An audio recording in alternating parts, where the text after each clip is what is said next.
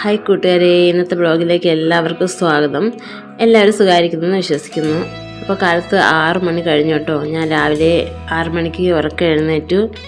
ഇന്ന് സൺഡേ ആണ്. നമ്മുടെ വീടിനടുത്തുള്ള ഒരു കോവിലെന്ന് വെച്ചാൽ ചർച്ചിൽ ഉത്സവം ഇന്ന് 10ാം ദിവസമാണെന്ന്, ലാസ്റ്റ് ദിവസമാണ്. അപ്പം കോവിലിൽ പോകണം. അബിക്കുട്ടനും അവൻ്റെ അനിയനോട് ഭയങ്കര ഉറക്കത്തിലാണ്. അപ്പം ഞാൻ പാലൊക്കെ എടുത്ത് ചായ ഇടാൻ പോകണം കേട്ടോ. അപ്പം ഇന്ന് ഉച്ചയ്ക്ക് ചോറൊന്നും വീട്ടിൽ വെക്കുന്നില്ല. ചർച്ചിൽ നിന്ന് അന്നദാനമൊക്കെ ഉണ്ട് കേട്ടോ. അപ്പോൾ രാവിലെ കാപ്പി മാത്രമേ വെക്കുന്നുള്ളൂ. സതീഷേട്ടൻ തലേന്ന് ഇറച്ചിയൊക്കെ എടുത്തിട്ട് വന്നു രാവിലെ കാപ്പിക്ക്. അപ്പോൾ ദോശയും ചിക്കൻ എടുത്തിട്ട് വന്നു. ചിക്കൻ കറിയും വെക്കാനാണ് പ്ലാന്. അത് വെച്ചിട്ട് പിന്നെ ഉച്ചയ്ക്ക് കോവിലിൽ നിന്ന് കഴിച്ചിട്ട് പിന്നെ രാത്രിത്തേക്കുള്ള ഫുഡ് പുറത്തുനിന്ന് മേടിക്കാമെന്ന് പ്ലാന്. അപ്പോൾ രാവിലെ ചായ അടുപ്പത്ത് വെക്കുവാണ്. അപ്പോൾ നമുക്കിതുവരെയും ഗ്യാസ് വന്നില്ല കേട്ടോ.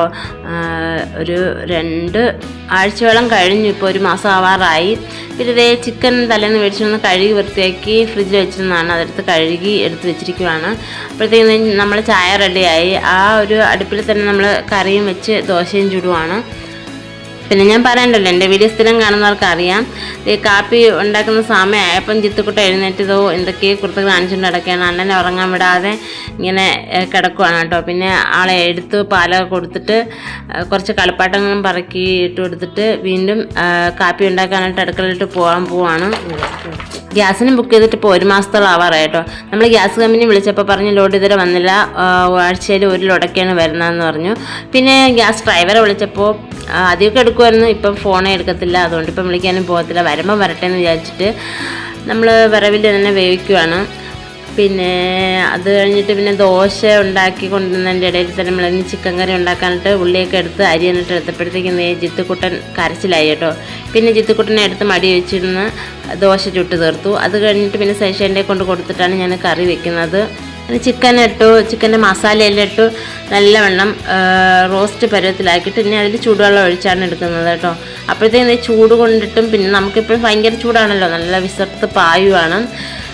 അങ്ങനെ നമ്മൾ ചിക്കൻ കറി ഏകദേശം റെഡിയായി. ഇനി നല്ലോണം പറ്റിച്ചെടുത്തു, കുരുമുളക് പൊടിയൊക്കെ ഇട്ടു, പിന്നെ കറിവേപ്പില മല്ലിയില എല്ലാം ഇട്ടു റെഡിയാക്കി എടുത്തിട്ട് നമ്മൾ കാപ്പി കഴിക്കാൻ പോകണം. അപ്പോൾ ഒരു 10 മണിയൊക്കെ ആവാറായപ്പോൾ കാപ്പി റെഡിയായി കഴിക്കുവാണ്.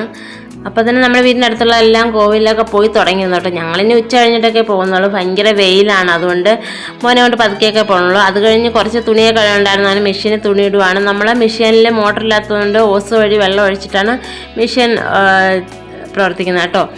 അത് കഴിഞ്ഞ് വിറക് വെള്ളത്തിലിട്ടിരുന്നു, അത് കുറുക്കി മോന് കുറുക്കൽ വെച്ച് കൊടുത്തു. പിന്നെ കുറച്ച് പാത്രങ്ങളുണ്ടായിരുന്നു, അതൊക്കെ കഴിച്ച് നമ്മൾ ജോലിയൊക്കെ ഒതുക്കിയിട്ട് പോയാൽ പിന്നെ ചോറൊക്കെ കഴിച്ചിട്ടാകുമ്പോൾ ക്ഷീണമായിരിക്കുമല്ലോ. അപ്പം നമുക്ക് വീട്ടിലൊന്ന് കിടക്കാമല്ലോ എന്ന് വിചാരിച്ചാണ് എല്ലാം വൃത്തിയാക്കി അടുക്കള എല്ലാം ക്ലീൻ ചെയ്തു.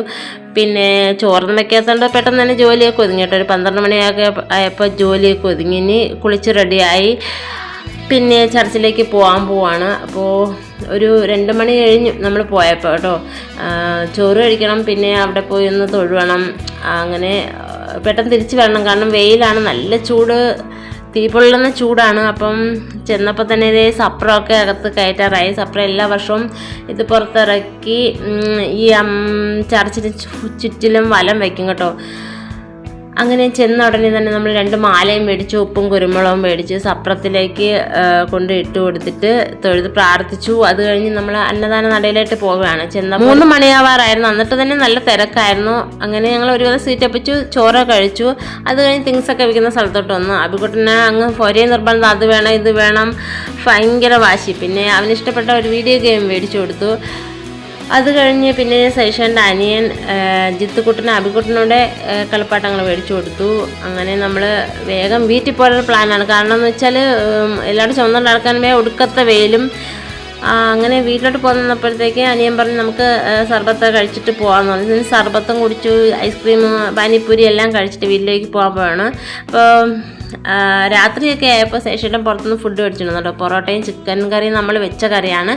അപ്പോൾ എല്ലാം കഴിച്ചിട്ട് വേഗം കിടന്ന് ഉറങ്ങി. അപ്പോൾ ഇന്നത്തെ ബ്ലോഗ് ഇത്രയുള്ളൂ. Thank U.